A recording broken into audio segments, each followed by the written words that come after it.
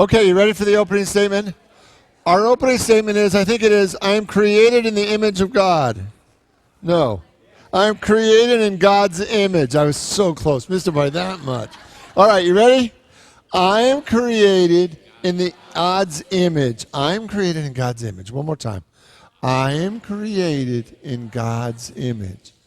I want you to close your eyes.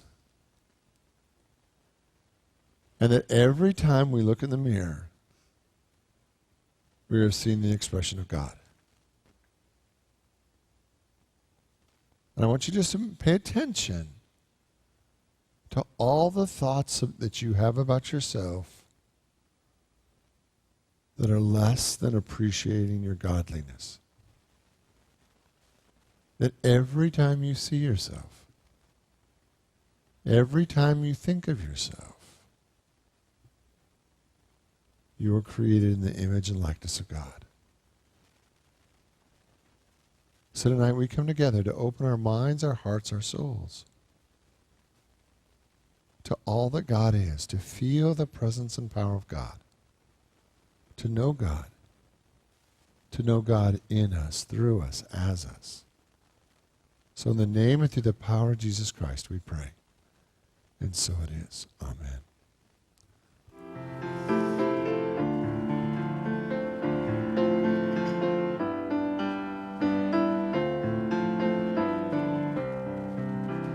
Surely the presence of the Lord is in this place.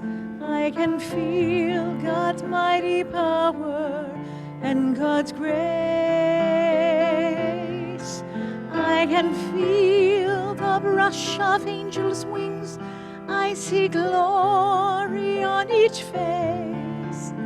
Surely the presence of the Lord is in this place. I invite you to relax and feel the presence of God that is within you and all around you. That we live, move, and have our very being in God. And that there's nowhere that we can go where God is not. That truly the glory of God is your sacred center and your holy presence.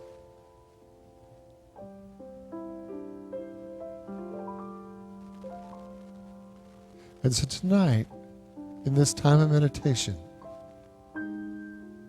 I invite you to simply focus on God.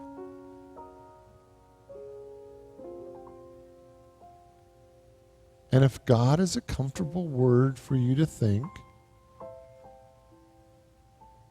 I want you just to silently say to yourself, God, God, God,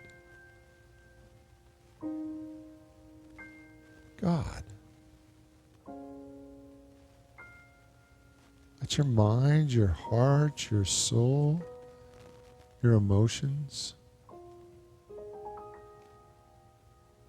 dwell in the presence and power of all that God is.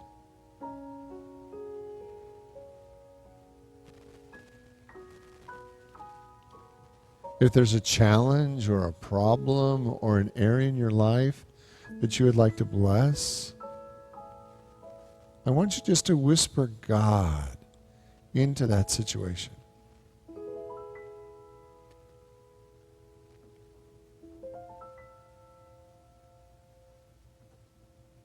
That there's only one presence and one power.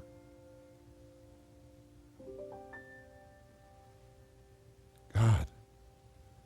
God the good. God the infinite. God the fully present. God the infinite love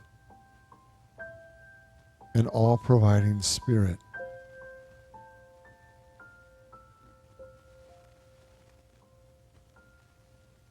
That our mind focuses on so many things each day And right here, right now, the only thing that our mind needs to focus on is God.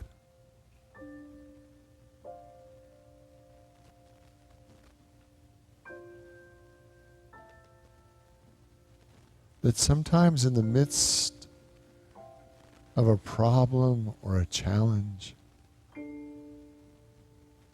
the first thought that we go to is how to fix it.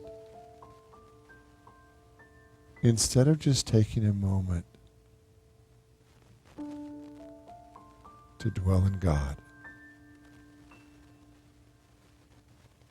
God. God.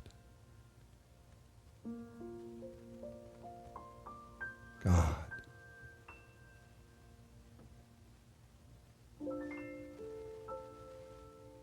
God. God. Love.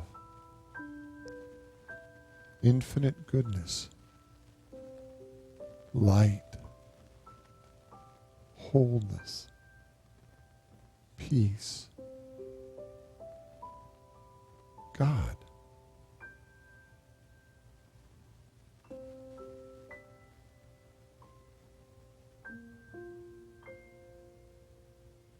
God.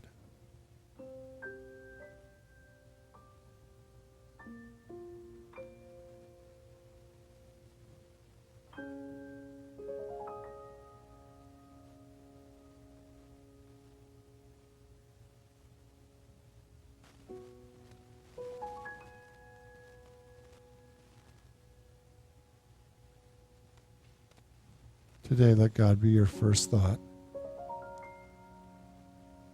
and your last thought and your thought in the beginning of a project and your thought at the end of a project.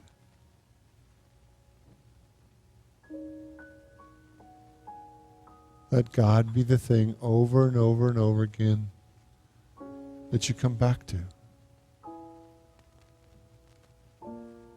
That you feel your way into the infinite. That you feel your connection to all that God is. In the name and through the power of the living Christ, we give thanks. And so it is. Amen.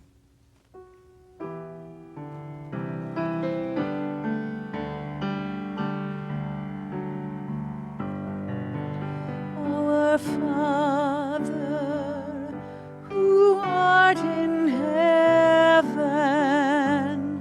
hallowed be thy name.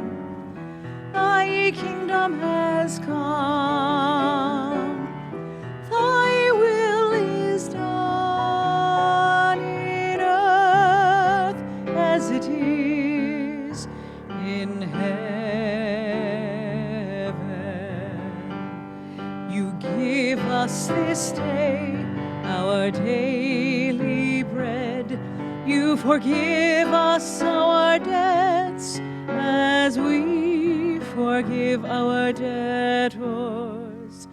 You lead us not into temptation, but deliver us from evil. For thine is the kingdom and the power and the glory forever.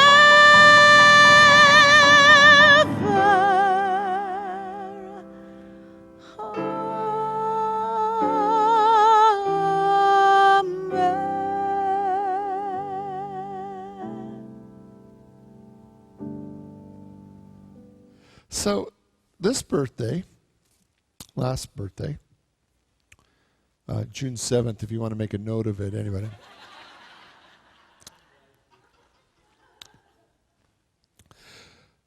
Jill took me, both the kids,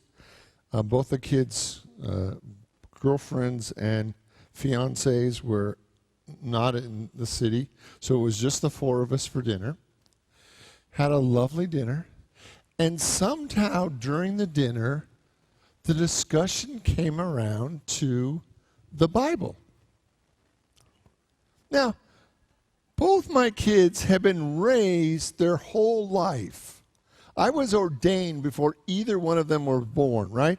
So their whole life, all they've had, not that it's an only, but all they've ever known is a minister as a father, right?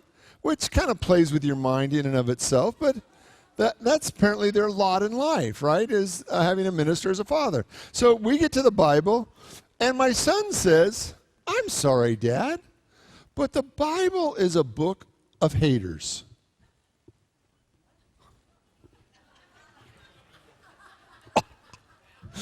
Right? He said the only people that read the Bible are haters. It's a book of haters. And I said, it is not a book of haters. And he said, Dad, it is. If you look at who's talking about the Bible, it's all the people that are hating all the other people. And you know what? At some level, I'm going, darn. That's not exactly what I said at the time, but it was like, and I looked at my daughter like, come on, jump in, save me. And she said, Dad, look at it. Right? Racism, sexism. Look at the bigotry in the world. Who tends to be the biggest proponent of it? It's all the people that are banging on the Bible the loudest, all the fundamentalists, wherever they are. And it was like so crushing to me. You know, both my kids were raised in this church. You know, and for them to think, right, that the Bible is a book of haters, well, I clearly understand their point of view. It makes me sad. Because I look at all the spiritual depth that's in that book. There's thousands and thousands of years of spiritual depth and teaching and understanding. And if what people are hearing is hate out of it, I think we did something wrong. And so one of the commitments I made was to make sure I'm doing my little part in bringing it to light. And really looking at what Jesus taught. And really then applying it to say, how do we live that in our own lives? Are we living what he taught, what he said?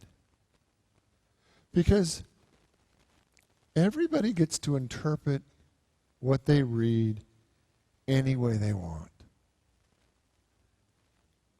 But at least if we take a look at it, we can really see, what does that mean to me? What does that look like? And I'm not talking tonight about obscure passages somewhere in the Old Testament that nobody's read for 1,000 years. I'm talking about what Jesus was his prime teaching, was his most important stuff. So this week we're going to launch into a 6-week series based on, how many of you have read Emmett Fox's book, Sermon on the Mount? It is a classic New Thought book. It's classic. It is a spiritual understanding of Jesus' prime spiritual teaching. So that's where we're going to begin. So we're going to take it apart. We're going to go section by section. We're going to look at it, and then you can decide for yourself, is this a book of haters, or is there still relevant spiritual teaching for today? I know which way I'd like you to lean, right? But if we're not bringing it into context, if we're not making it meaningful and real for people today, then it begins to feel like just one more thing we're getting banged on. So, are you ready? Okay. So the first chapter is entitled, What Did Jesus Teach? So guess what we're going to talk about today? I love a bright room, you know? Okay, so we're going to look at Sermon on the Mount. So let's begin by looking at what Jesus didn't teach. Let's throw the first slide up there. When you look at what Jesus taught, especially in the Sermon on the Mount, there is no system of theology or doctrine taught. Right? How many of you know that all religions have a doctrine or a theology that is the basis of what they teach? Right? So every religion has a doctrine or a basis of everything they teach. And what I want you to see is that we take scriptures, ideas, concepts. Some of them are actually not anywhere in the Bible, and we create a doctrine. And then we look for things in Scripture to prove that our doctrine is right. And not only right, but it's more right than any other doctrine. All right? Does that make sense? Because if you're not the rightest, don't email me, I know, right? If you're not the rightest, then at some level you're wrong. Because when it comes in religious discussion, there only gets to be one right answer, right? Have you ever heard that or that idea when people are arguing about what the right doctrine is? The belief is that there can only really be one right doctrine. And what I want you to see is that Jesus didn't care. He didn't teach doctrine. He wasn't about doctrine. And in fact, and this is going to freak some people out, he was an anarchist. Right? He actually spoke against the doctrine of the time. He actually healed people on the Sabbath, and he said it wasn't so much what you put in your mouth, which was really important part of the doctrine at his time. It wasn't as important what you put in your mouth as he said what came out of your mouth, right? So he didn't worry about doctrine. So, and it even goes a little bit further than that. He wasn't even promoting Christianity.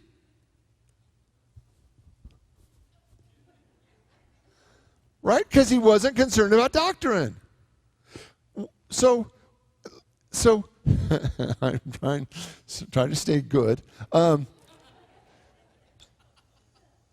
So what he was concerned about was really, I believe, two things.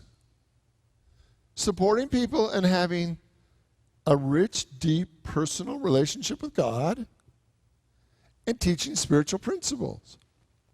Right? That over and over and over again, that's what he was about. Now, let's go to the next one. Give me the next slide, Don. Okay, this is going to freak some people out. Jesus didn't give a plan for salvation. Now you think, well, he had to give a plan. I mean, isn't the whole Christianity based on a plan for salvation? Didn't he give a plan for salvation? And the answer is actually no. Did he talk about, I am the way, the truth, and the life? How many of you have heard that? Yes, right? But was he saying that we had to believe in him to be the way and the truth and the life? Or did he say that he was the living example of being the way, the truth, and the life?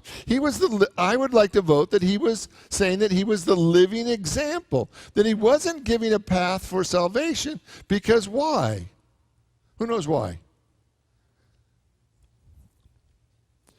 You don't give a path for something if you don't think it's needed. You don't teach something that's, in your mind, irrelevant, right? I mean, most times, and maybe in some colleges, you got to teach something that you think is totally irrelevant, but just because it's part of the syllabus, you teach it anyway. So Jesus didn't teach a plan of salvation, and then the question becomes, why did he not? He didn't because he believed that we were all connected with God. You don't need to be saved if you're already there. Right? So I want you just to entertain that idea for a minute. That that if you're already there, if you're already connected, if you're already saved, you don't need to be saved again. Does that make sense? And you don't have to agree with anything that I'm saying, because this is just, again, my theology, and it's not really what Jesus taught, but I'm not going. But it's just true, right? All right. So the two things I want you to really hear me say: Jesus did not teach doctrine or theology. Okay? He talked about a relationship, and he talked about spiritual principles. He did not teach a path to salvation. Right? Because he believed that we were already saved, that we were already one with God. Okay, let's go to slide number 3, and this is hopefully going to... He did teach a consequences of choice. Now, what does that mean?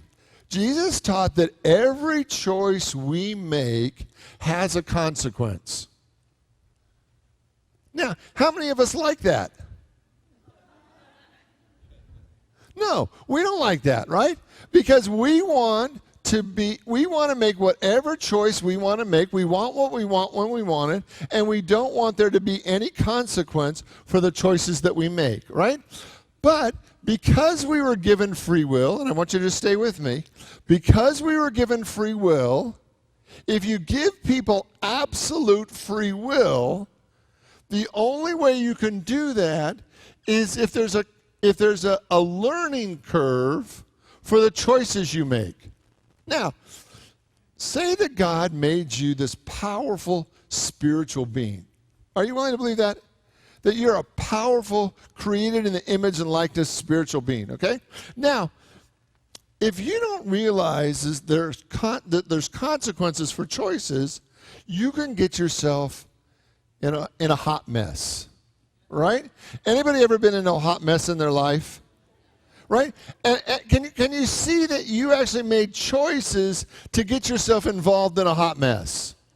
Like, nobody just came up, and maybe some people helped you, supported you and get into that hot mess, but at some level you made the choices to get into that hot mess. And the reason that you were given complete free will to make whatever decision you wanted was because that God knew that we were smart enough, right? That we could learn from our choices, and that we could become wiser, greater, more powerful spiritual beings. Okay? Say I gave you a pebble, and you throw it up in the air, and it hits you in the head. Right? The next day, I give you a little bigger pebble. You throw it up in the air, and it hits you in the head. Now, how many days in a row would I have to give you a slightly bigger pebble till it got to be a rock or maybe a boulder before you quit throwing it up in the air and hitting yourself in the head? How many days? 1? How many of you have made the same mistake more than once? Even though it was a big mistake or an interesting mistake or a mistake that you saw the consequences, right? So, because we were given absolute free will, complete free will, there has to be a logical consequence for every choice. Now, the moment you start talking about consequences, because of the way that most of us were raised, we start going into shame. Right? So we make a bad choice, and we feel shame. We feel bad, right? We don't say, oh, that was interesting. I don't need to make that one again. Or I want to make that one 1,000 more times just for grins to make sure it always works out that way.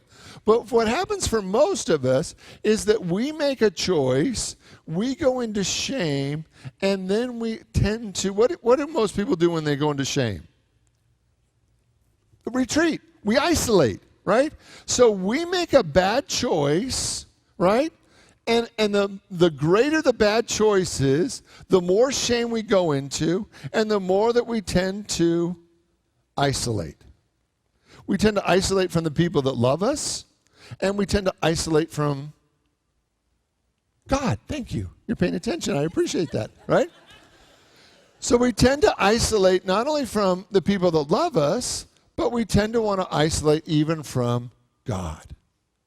Because if we can't forgive ourselves, we assume that God can't forgive ourselves.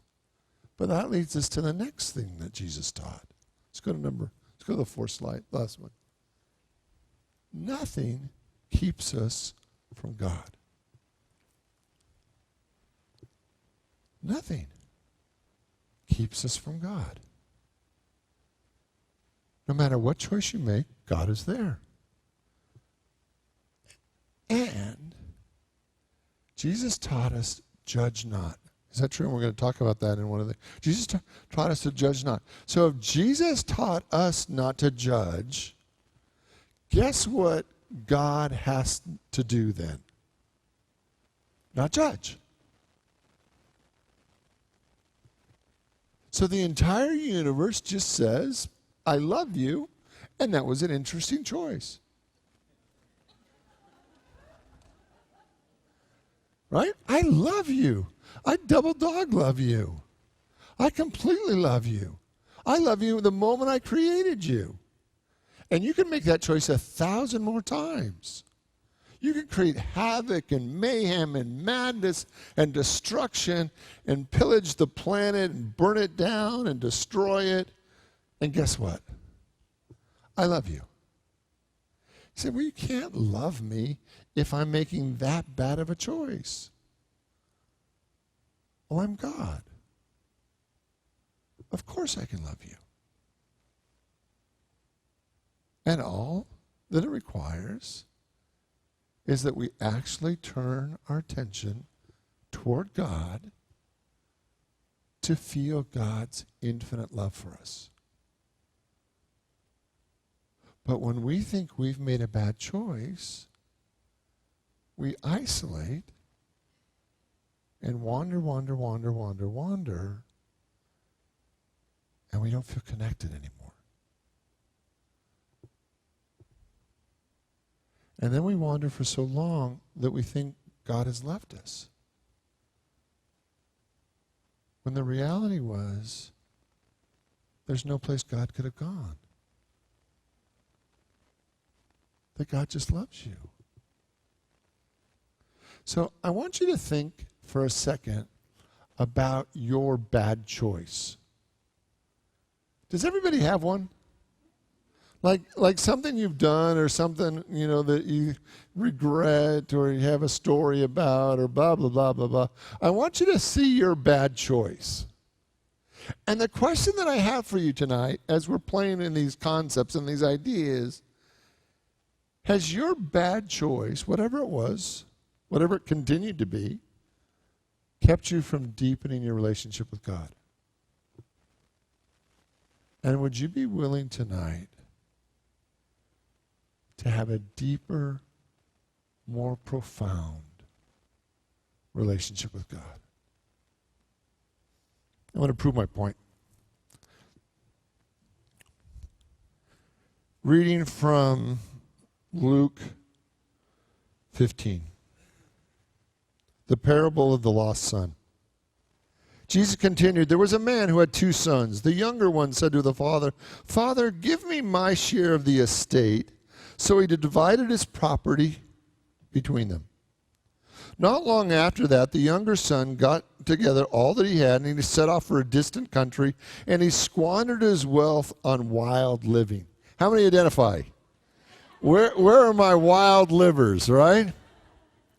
Right? Squandered his wealth on wild living.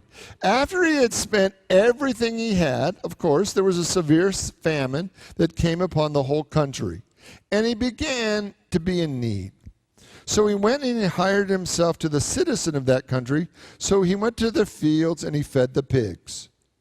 He no longer filled his stomach with the pod, and he would have longed to fill his stomach with the pods that the pigs were eating, but nobody gave him anything. Okay, let's put this in context. This is spoken to a Jewish community. Jewish community feeding the hogs. Was that a good idea or a bad idea? Bad idea. So is this the low of the low? This is hitting bottom, right? When he came to his senses, in some scriptures it says, and he came to himself, like he woke it, and said, how many of my father's hired servants have food to spare, and here I am starving to death? I will sit back and go back to my father and say to him, Father, I have sinned against heaven and against you, and I'm no longer being worthy to be called your son, but make me like one of your hired servants. So he got up and he went to his father. But when he was still a long ways off, his father saw him, and was filled with great compassion. And he ran to his son, threw his arms around him, and kissed him. The son said, Father, I have sinned against heaven and against you, and I'm no longer worthy to be called your son. But the father said to his servants, quick, bring the best robe and put it on him, and bring rings for his fingers and sandals for his feet, and bring the fatted calf and kill it, and we'll have a feast and celebrate. For the son of mine was dead, and now he's alive. He was lost, but now he's found. So they began to celebrate. Meanwhile, the older son was still in the fields. And he came near the house, and he heard the music and the dancing. So he came to one of the servants and asked, what's going on? Your brother has come home, he replied, and your father has killed the fatted calf because he is back and he is safe and he is sound. And the older brother became very angry and refused to go in. So the father had to go out and get him and pleaded with him. But he said to the father, look, all these years I've been like a slave to you, never disobeying your orders. Yet you gave me not even one goat to celebrate with my friends.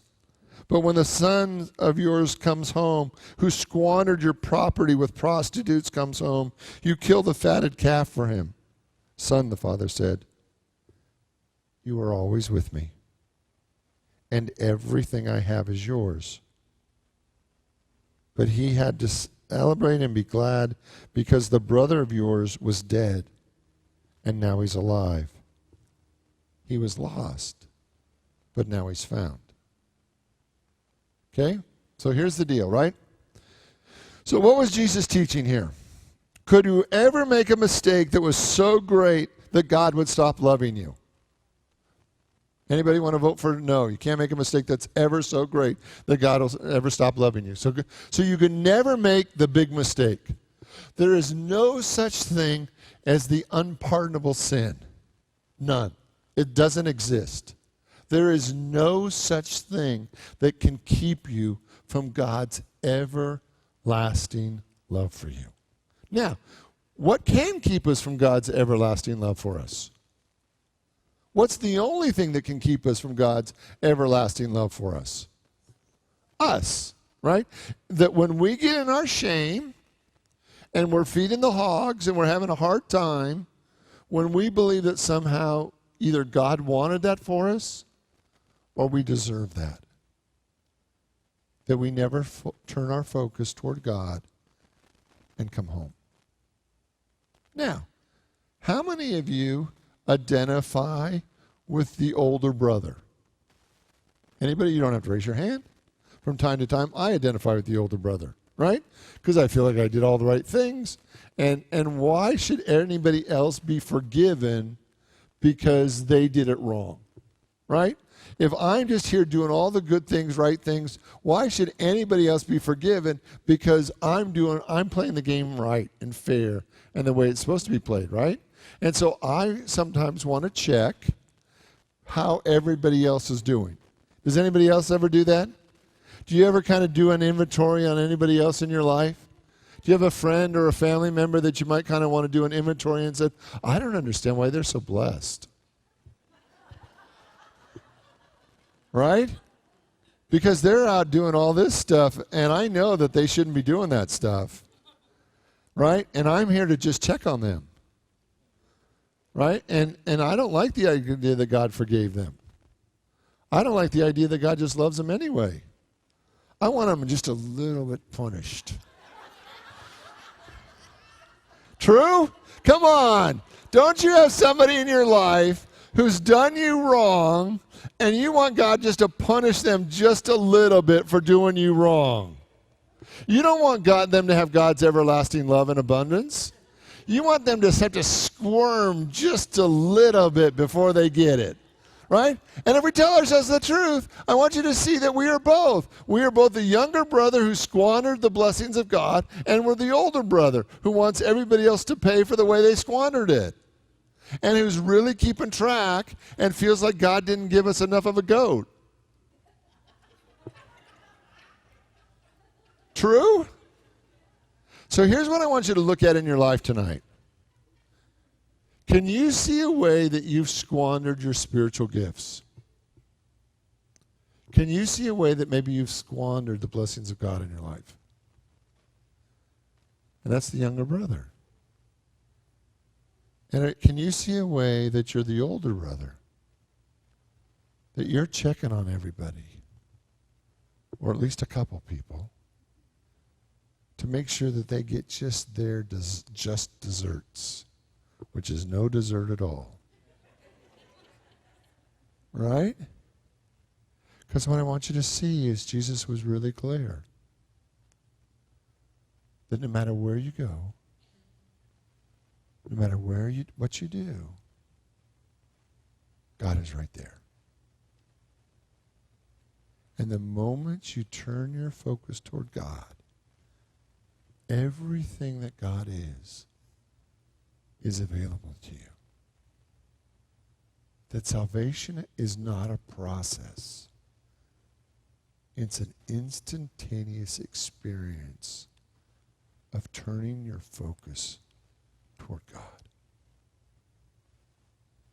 Will you pray with me? And I invite you to open your mind, your heart, your soul to the activity of God that is right here, right now. That there is only one presence and one power, and that power is good, that power is God, that power loves us unconditionally. That we are God's beloved, that no matter what mistakes, no matter what choices, that the consequence for every mistake is feeling separate from God. And the solution in every mistake is to come back to God. In the name and through the power of the living Christ, we give thanks. Amen.